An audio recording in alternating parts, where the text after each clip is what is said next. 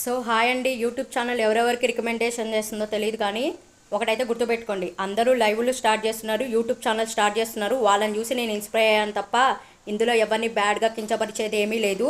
So interest ఉన్న వాళ్ళు live చూడండి, ఓకేనా? యూట్యూబ్ ఛానల్ స్టార్ట్ చేయడం పెద్ద విషయం కాదు కదా.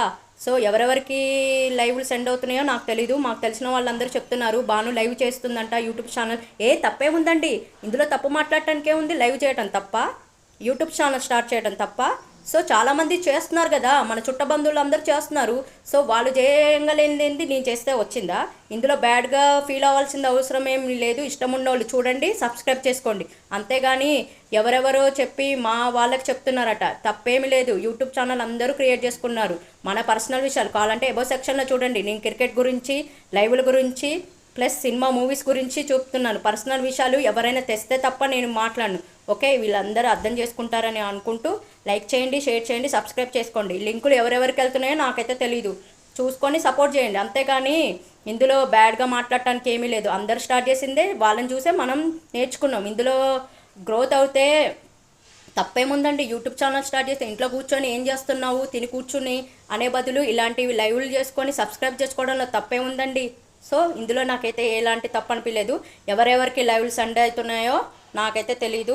లైక్ చేయండి, షేర్ చేయండి. ఇష్టం ఉన్న వాళ్ళు చూడండి, కష్టం ఉన్న వాళ్ళు స్కిప్ చేసి వెళ్ళిపోండి. స్క్రీన్ షాట్లు తీసి మా బావగారు వాళ్ళకి వీళ్ళకి చెప్పాల్సిన అవసరం లేదు. ఇందులో తప్పే ఉంది. ఎంతమంది లైవ్లు చేయట్లేదు, ఎంతమంది యూట్యూబ్ ఛానల్ స్టార్ట్ చేయట్లేదు. అందులో తప్పుగా మాట్లాడటానికి బాధపడాల్సిన అవసరం ఏమీ లేదు. సో ఇవన్నీ అర్థం చేసుకుంటారని. సో ఇప్పుడు మా వాళ్ళు చెప్పారు, నువ్వు యూట్యూబ్ ఛానల్ స్టార్ట్ చేసిన విషయం నాకు తప్ప ఎవరికి తెలీదు.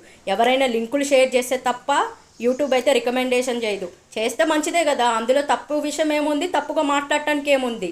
అర్థం చేసుకుంటారని నేను అనుకుంటున్నాను. ప్రతి ఒక్కళ్ళు లైక్ చేయండి, షేర్ చేయండి, సబ్స్క్రైబ్ చేసుకోండి.